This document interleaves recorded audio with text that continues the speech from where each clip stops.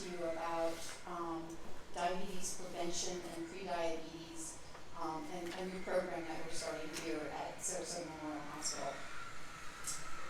First of all, I don't know if you've heard about pre-diabetes. We used to call it borderline diabetes, but what it is it's a condition where your blood sugars are higher than normal, but not high enough to be considered diabetic. And what we've been doing is the ADA has been looking at how many people have prediabetes in this country. And we're finding that 1 in 3 Americans have prediabetes. The problem is 9 out of 10 of them don't know they have it because there's absolutely no symptoms. With intervention, 15 to 30% of people with prediabetes, if they don't do anything about their lifestyle, will have diabetes within 5 years. And certainly within 10 years, more of those people will have diabetes. So, who's at risk for diabetes or prediabetes? There are certain risk factors.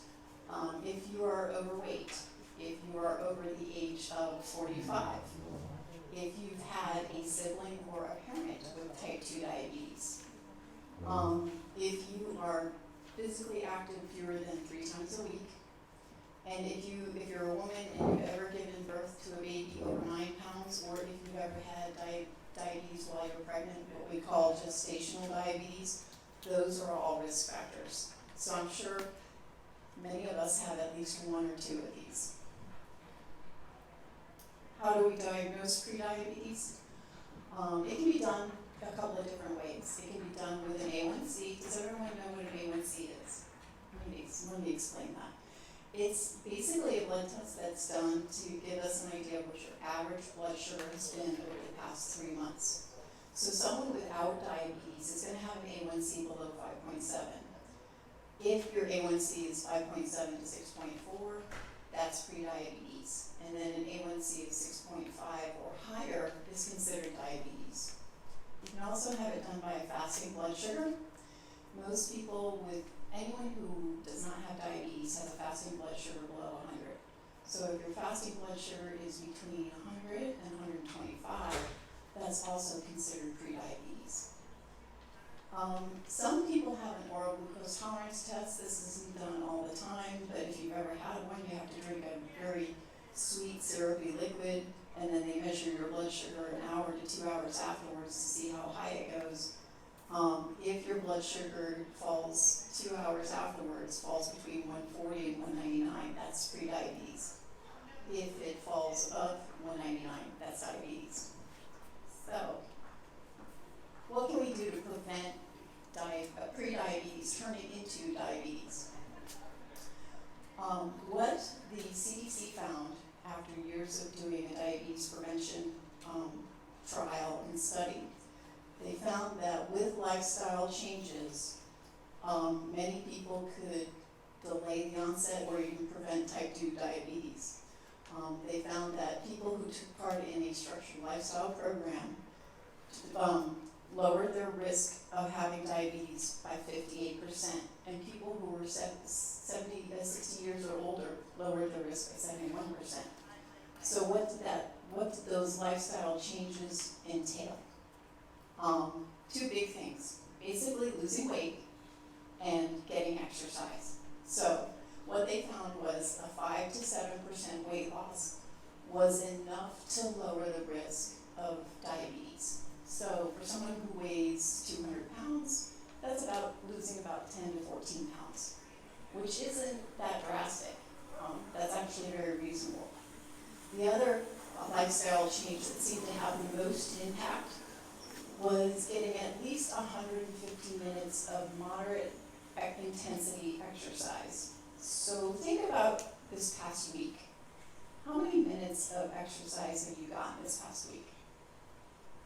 Has anyone gotten 150? That's basically 30 minutes, 5 days a week. Good. If you've gotten less than that, you might want to try and increase that.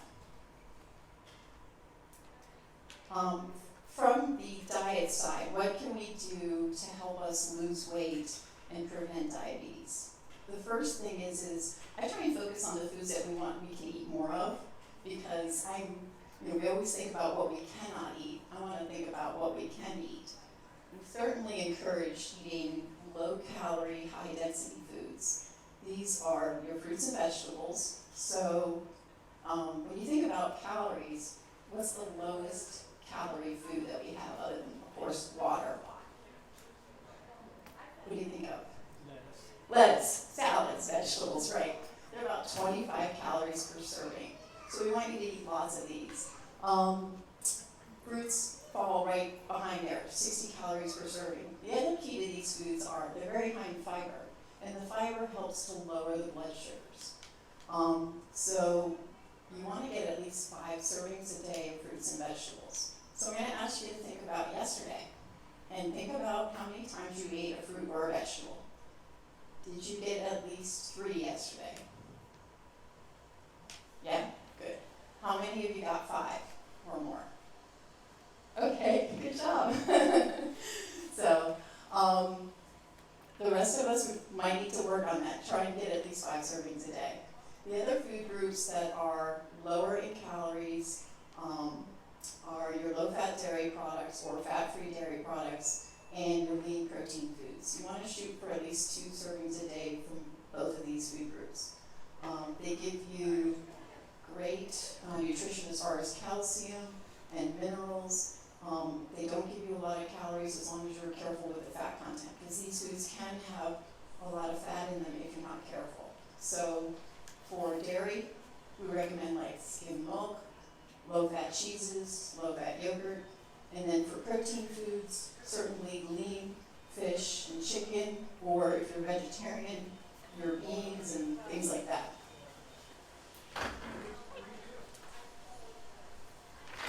The things we want to eat less of, you've probably already heard this. First of all, liquid calories.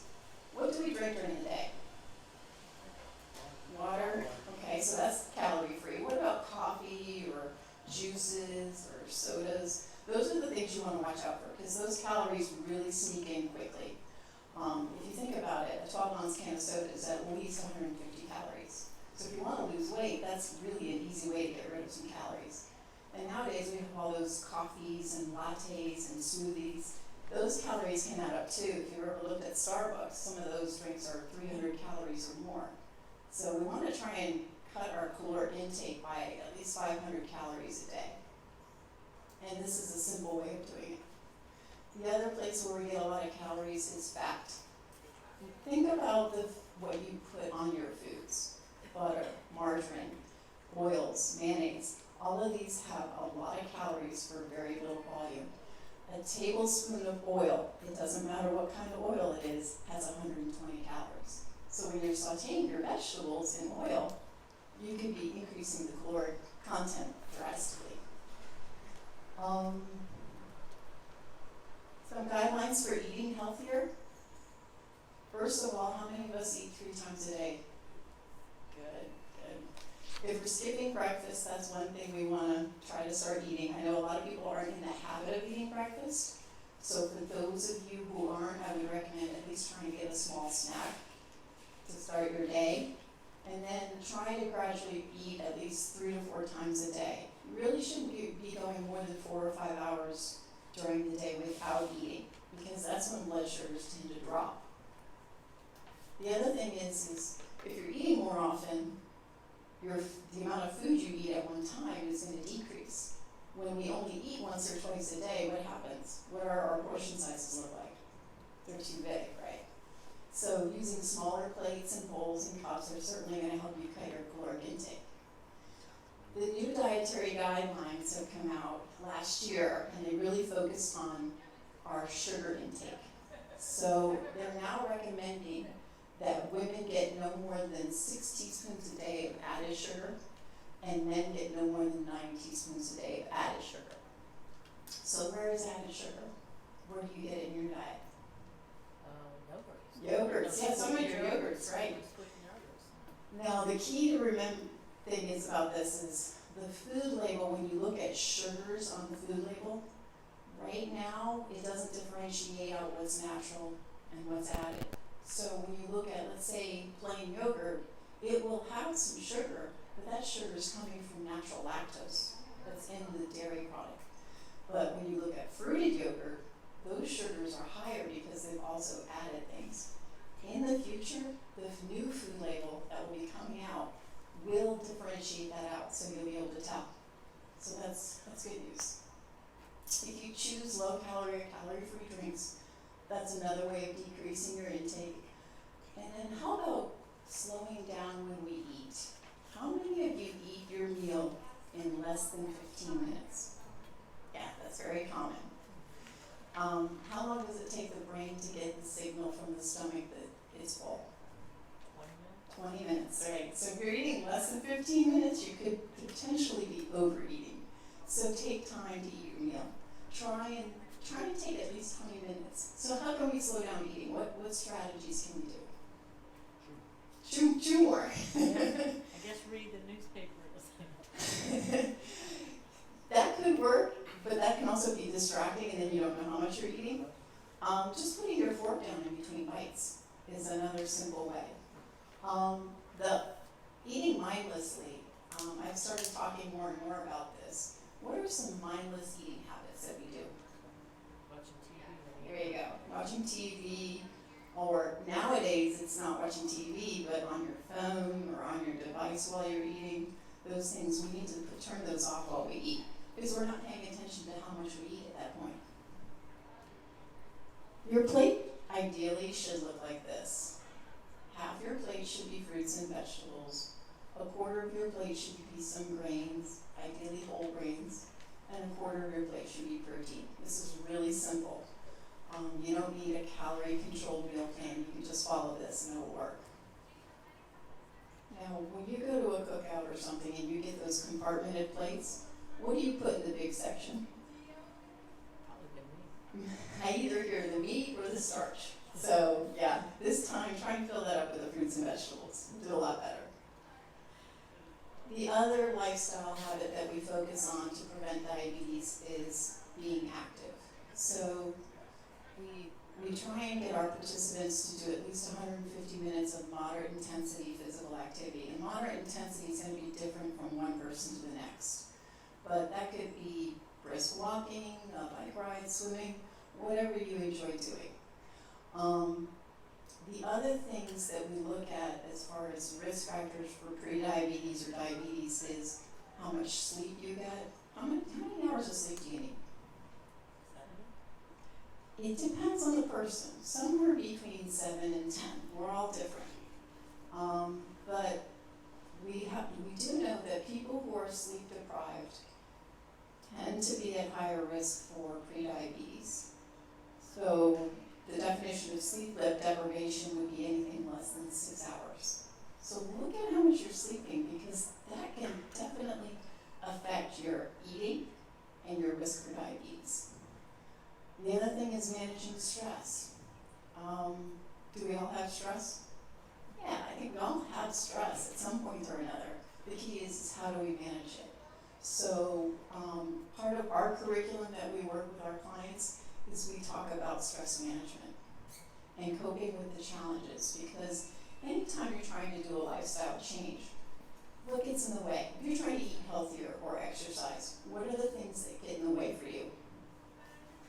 What excuses do you end up having? No, I don't know. No time, right? I don't know if it's an excuse, but sometimes I go to Y, and everybody wants to talk to you while you're exercising, and you're trying to do this, but trying to be polite. It's social hour. Yeah, that's a good point. So what are some other barriers that get into our efforts to change our healthy habits? Vacation, visitors, especially for us down here when people want to come down and visit, right? What happens? Everyone wants to go out to eat. Those are the things that we work with our clients to try and overcome those challenges. Sometimes talking yourself out of doing it. I think when you have a workout buddy, you're more accountable to go somewhere like the bridge is an example. Walk the bridge. If you know somebody's meeting you there, you're less apt to cancel. Right. If you have someone that you have to answer to, or an exercise buddy, like you said, that's going to make you more motivated to stick with it. Because sometimes we just don't feel like exercising.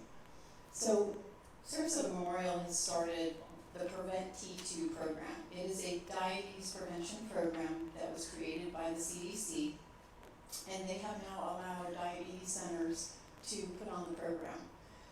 Since we are a recognized diabetes center, we decided we wanted to start this program. And it's a 10-month-long program. It starts off with 16 weeks of weekly meetings for an hour. And then after 16 weeks, then we meet monthly for 6 months. It's led by either me or one of our other dietitians or diabetes educators. And the curriculum, every week there's a new lesson on some sort of healthy lifestyle behavior. It focuses primarily on the healthy eating and the exercise, but we also focus on setting specific behavior goals and overcoming those challenges that we talked about. Also managing stress and getting enough sleep. When you talked about accountability, every week when you come in for the weekly class, we do two things. We weigh you, and then we ask you to keep track of your physical activity for the week. So you are accountable to us when you come into this program because you have to report to us how much you've been exercising. We also check up on your weekly health goals and how you're progressing towards that. So we just started this program in February. We're starting a new evening class in April. And part of the program is also that you get 16 weeks of free membership to Health Fit, which is our medically integrated fitness center on Clark Road. So just a way to try and encourage more physical activity. So who would be eligible for this program? You have to either have a diagnosis of prediabetes or you have to be at risk for diabetes, and we'll go through that in just a minute. You cannot have a diagnosis of diabetes. We're trying to target people who don't have diabetes yet. You have to be at least 18 years old, and also your BMI has to be at least 24. A BMI of 25 is considered overweight. And then if you've had, if you don't have a diagnosis of prediabetes, but you've had a history of gestational diabetes, then you would be eligible. If you don't, then you could do a blood test and then you could qualify with these blood tests. Now, you all should have gotten a test in front of you. And this is the link to take this test. But if you look at the screening test here, you can just take this test and answer the questions. And on the back, it'll tell you your score. And if you are scoring a 9 or higher, then you would be eligible for our program. So it's just something to keep in mind. Would anyone like a pen to do some of it down? I tried to put the test up on here, but it just didn't work.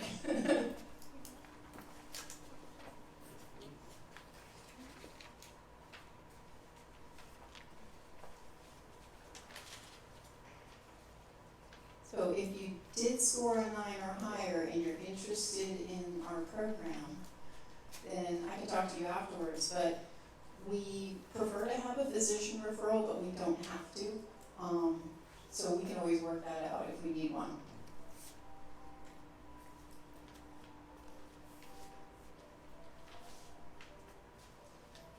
Okay, any questions?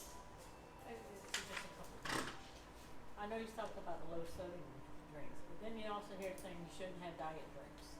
And so what is the latest thing? Is it like no more than 2 a week or something like that? Yeah, right now they haven't really come out with a specific restriction on diet drinks, but we're learning more and more about how different foods might be affecting the good bacteria in our gut. So we really don't have a lot of clinical evidence at this point. I've always believed that if we're drinking too much of diet drinks, it's probably not good for us. Right. We need water, we need other things. But I mean, some people drink a combination. That's Right, and yeah, and I work If I with pick people. up one because I went to some function or something, it's, oh, you're not supposed to be drinking that. Yeah, I wouldn't say it's completely off limits, especially for someone, let's say, who has diabetes, then that really limits their options. So So they can. yeah, so, I mean, I think, you know, a serving a day would be fine if that's something you like. But I know I've certainly started drinking less diet soda. It's just, you know, I like the diet soda, but I drink black coffee. I think it'd be very, the importance is to I have a never saw variety. what was too much. Yeah, That's what I no, was I think 1 or 2 drinks a day, that should be fine, but it's also important to have a variety of different foods. So, any other questions? I have a question about the new food label guidelines. When are those supposed to come out with the sugar? Yeah, they're gonna be phased in, so you might start seeing them. But they have to be all transitioned over by 2018. And actually, later on this week, I'm doing a presentation on the food labels because it is changing. And what you'll see is where you see the sugars underneath it, you'll see, it'll say includes so many grams of added sugar, so that you'll know how much of the total sugars is added and what's natural. And to give you an idea, like 4 teaspoons of sugars on the label is equal, 4 grams of sugar on the label is equal to 1 teaspoon. And then the other thing that's also coming out with the change in the food label is they're banning trans fats as of 2018. So they're getting rid of all the hydrogenated fats in foods. So does that mean that they won't have that 0.5 of partially hydrated thing? Yeah, that's not going to be considered. Hydrogenated fats have been considered generally recognized as safe, and now they are no longer considered safe. So they're getting them out of the foods. The one thing you might want to watch though is as they move away from trans fats, they may use something like palm oil to replace it, and palm oil is a saturated fat, so that's not good either. So, any other questions? So you said that there's another evening group starting in April. Yes, right now our February group started. We meet Fridays from 12 to 1. But once a group starts, we don't want to add anyone in because the curriculum builds on every day. So, but the new group is starting the first Wednesday in April from 5:30 to 6:30. So we're taking. I know we have about 7 people signed up so far, but we got room for additions. It's 5:30 to 6:30. And then we will be starting another Friday class probably in August once this first series finishes. So it'll be ongoing, hopefully. Yes. Now, this is for pre-diabetes. Does the hospital offer something for people with diabetes? Absolutely. We have a comprehensive outpatient diabetes center. So we have 3 of us who are certified diabetes educator, and we cover all aspects of diabetes education from testing blood sugars to managing medications to diet, to exercise, even the new technology with insulin pumps. Our center covers all of that. And is there a way to register for that? Or? Yeah, we could. I think we might have some brochures here. And generally, we usually just ask for a physician referral. If you have Medicare, Medicare covers diabetes education at 80%. So we would just need a doctor's referral, but we could help you. We could help track down that referral if you're interested. And is there a cost for the pre-diabetes program? Yes, I think it's for non-employees, it's $153 for the whole 10 months. And then for employees, there's a 60% discount. So it's $153. $153 for the whole 10 months. So if you don't have insurance, but you have a family member, Right would now, that be right now we're not, insurance isn't covering the diabetes prevention program. I think that's going to be changing though. I'm hearing more and more, like we're trying to, Medicare, we're hoping that Medicare will start covering it. But right now, Medicare doesn't cover nutrition counseling but $153 for the whole program? for the whole 10 months. And then again, well, if you have a membership for the Y, you can keep your membership, or for someone who doesn't have a gym membership, that's 16 weeks of free membership at HealthFit. I might try that. Yes. To see what they look like. So, it's a great facility, so, Very enjoyable. very enjoyable, you've been there, so, yeah. Yeah, when you think someone was saying, wow, that's a really reasonable price, when you think about like programs like Weight Watchers and things like that, how much you pay monthly for those programs, we're charging that for the whole 10 months. Membership at the Y is Yeah, $50-something. exactly. So, And one more question, so for the actual diabetes education program, is that a one-time class or is that an ongoing? usually for diabetes education, they do I believe it's 2 4-hour classes. So it's a total of 8 hours, and that covers like the comprehensive diabetes management. And then we would, if you need follow-up, we would do more than that. But yeah, and they offer classes both morning, afternoon, and evening at various times of the month. And then aren't there also diabetes support groups? Yes, we have a support group that meets the first Monday of every month. I believe they're in Blackburn Point from I think about 1 to 2 o'clock, and then they meet here at the hospital in the evening at I believe 6 o'clock. And that's free to the public. I mean, anyone can come to that.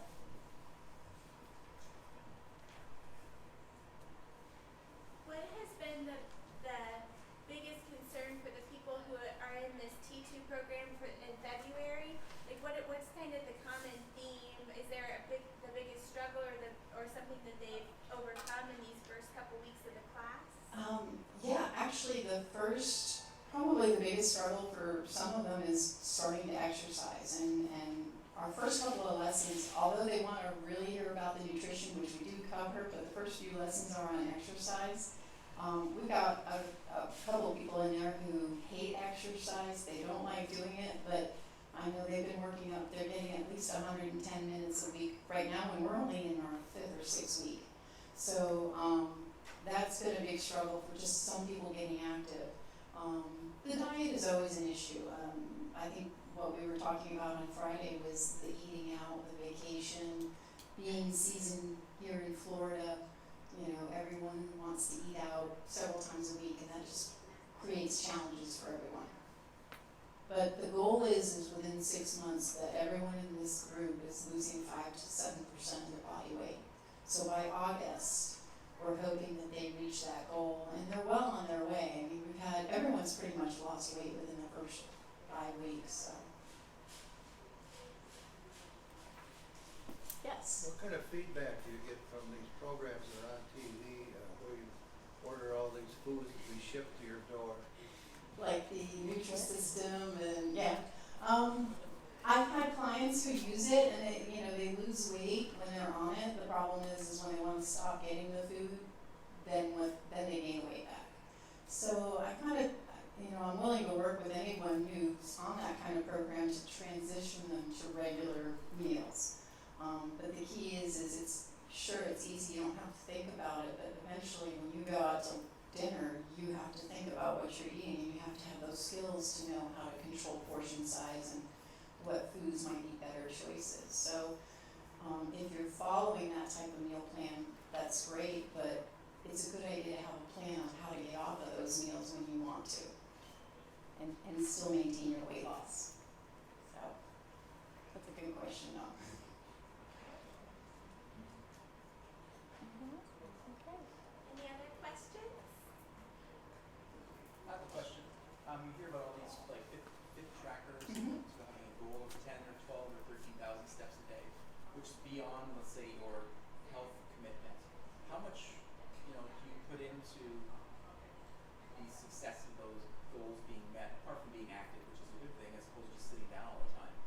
But there are some fitness trackers that I've used that take those steps into account of your daily allowance of calories. If you're trying to watch your calories and you're entering in your food, Right. that'll actually take off your sort of eaten calories. Yes. That actually adding to your calories, which is really misleading. I Is don't it? use that anymore, but just how much, if I get 10 So I don't know if you're familiar with these Fitbits and apps, but you can wear a Fitbit, it measures your activity, it measures everything, your sleep, but then you also enter your food into these apps. So the food, you're learning how much you take in, and then the Fitbit calculates how much calories you're burning. The problem with some of those is, what I find is the calorie burn may not always be accurate. So when someone's using those apps, if the app has told them to stick with, let's say, 1,500 calories or 1,800 calories, but yet they've exercised and it makes it look like they can eat more because they've exercised, I tell them to stick with like the 1,500 and not go over, because they won't lose weight if they keep on doing that. They still need that additional exercise. So the accuracy, unless it's monitoring your heart rate while you're wearing, the Fitbit, that may be more accurate, but if it's not monitoring your heart rate when you're exercising, those numbers could be off. So just ignore that part. Yeah. I've used these apps myself, and I don't wear a heart rate monitor, I don't wear a Fitbit, and I notice, like, when I go out for a bike ride, I'm like, there's no way I burn that many calories, but the app is telling me, oh, you can eat that much more, and if I were to, I wouldn't lose the weight. So the technology is great, it does help for accountability, but you also have to be smart how you use it. Okay. Well, thank you. All right, well, thank you so much, Gudrun. Oh, you're welcome. We always learn so much, so thank you. And if someone is interested in either the full-on diet